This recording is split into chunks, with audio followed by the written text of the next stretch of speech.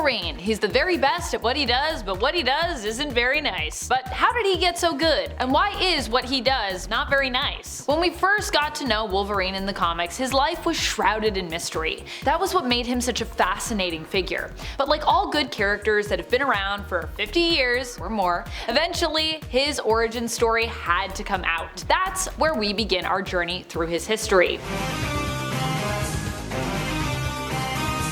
His retconned origins, often referred to by the name of the comic it was featured in, Wolverine Origins. Wolverine was born James Howlett. He grew up in Alberta, Canada, and was known for being a rather sickly child. He grew up playing alongside his childhood companions, Dog, the son of the groundskeeper, a rough kid with a rough life, as his extremely mean father was often drawn to drinking, bouts of anger, and mistreating him, taking out his anger at the world and his place in it on his son. And Rose, a young girl who had been brought to the Howlett estate from the village to act as a playmate for young James, because she was around the same age as him. Rose had distinct red hair and ended up becoming James's first love. This was where his love of redheads began. James's powers manifested on one tragic night where both his mother and father had lost their lives in a dramatic turn of events. Seriously, it's like James's life, or the origins of it, was a soap opera. James fled the estate with Rose, escaping to start a new life elsewhere.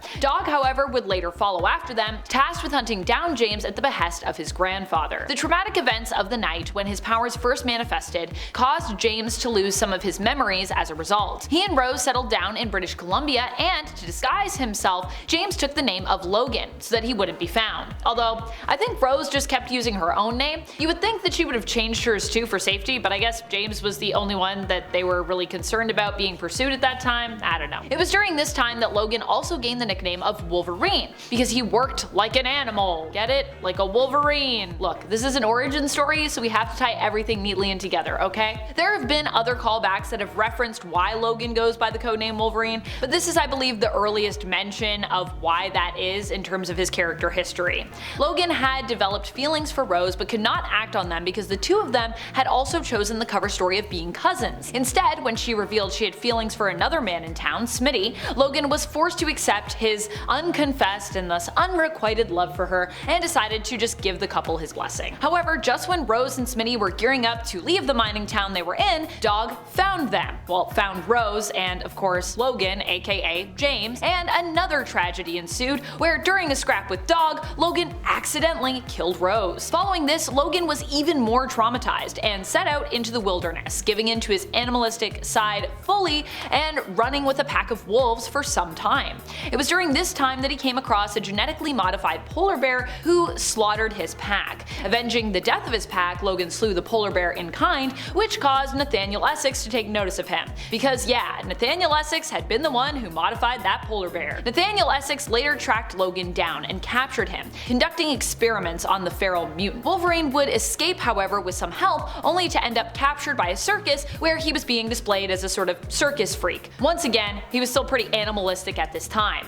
Also, I gotta say, the X-Men in general have a long and complex history with the circus. I could do a whole video just on that. There are so many circuses in X-Men comics, and this one in Wolverine's history is just one, honestly, of many. It was during this time at the circus that he'd run into Creed. Not Victor Creed, but his sister, Clara Creed, and her brother, also not Victor, Saul Creed. During this encounter, Logan and Clara would end up having a brief romance that ended in, you guessed it, tragedy. Like pretty much all of Logan's relationships do, sadly.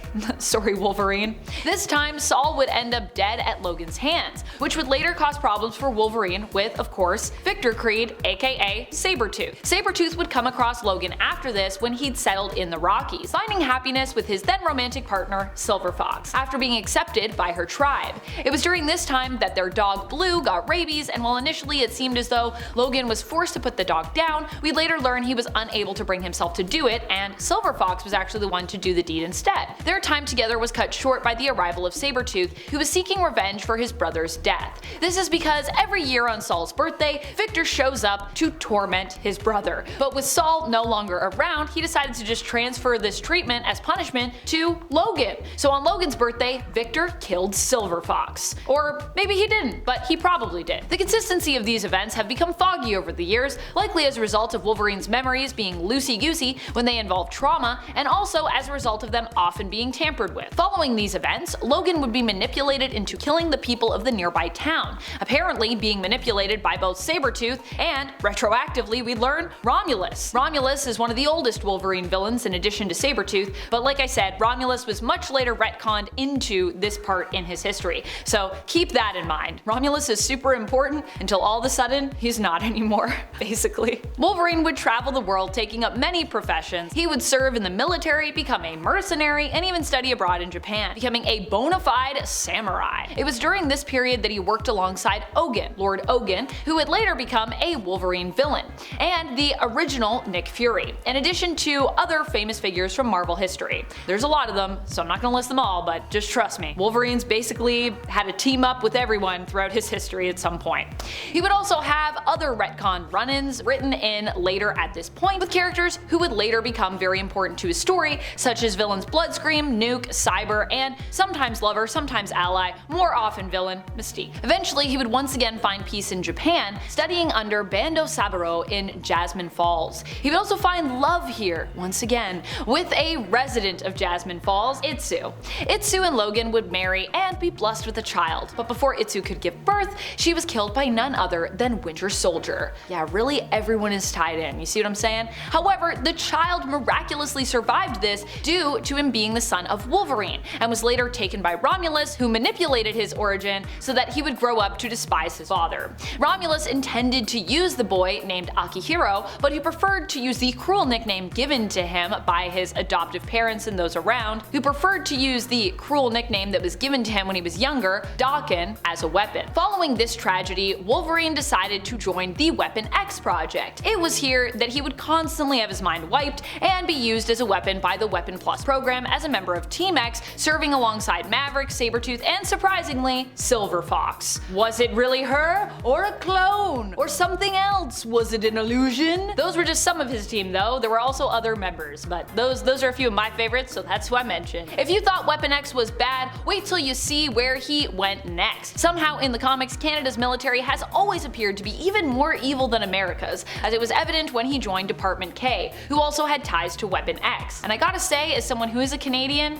I'm gonna just say, I mean, I'm sure there's lots of shady stuff our government does, but I don't think they're that shady, so just so you know, FYI. It was during this time that Logan would be confronted with the truth by Sabretooth, something he'd suppressed for a long time. No, not that he was Sabretooth's son, although that was something that would be alluded to for years between them, but it's not really a thing, or is it a thing? But he would be confronted with the fact that he, Logan, was indeed a mutant. Logan mulled this over, escaping to the Yukon and drowning his woes in drink, but would later leave Canada after accidentally killing a fellow agent. Oops. Before he could leave, he was captured by Weapon X again and had his skeleton forcibly fused with adamantium. He would eventually escape Weapon X, which would lead to his first historical appearance in Incredible Hulk issue number 180. Before he appeared in Hulk though, he would meet the Hudsons, currently known as the superheroes Guardian and Nemesis, and be recruited to join Department H. Logan's fight against the Hulk would attract Professor X's attention, who would convince him to leave Department H and join his new X-Men team. It was here that Wolverine would develop a rivalry with Cyclops, a very intense one, in large part due to his feelings for teammate Jean Grey, who was Slim's girl. But also because I feel like, you know, Scott and Logan have some different ideologies in their life and how they approach vigilantism. From here, he would have a whole bunch of adventures with the X-Men, and he would become a super popular character. He'd become so popular he'd get his own limited solo series, which in turn would sell so well that would lead to his own ongoing series. Well, this series has been reset time and time again to the point that we're on volume 7 in terms of Wolverine issues throughout the character's history. We've actually had more than 1,000. His last legacy numbered issue was back in 2011, so we have to be nearing another milestone soon for him. If you want to hear more about Wolverine's history during his time with the X-Men and his solo adventures, which I'm very well read on, let us know in the comments. I love Wolverine and I personally would love to continue this history lesson with you, but there is so much history, I cannot fit it all in one single video. That's it for this one. I'm your host Amanda McKnight, and until next time, you stay nerdy, YouTube. Snikt, snikt!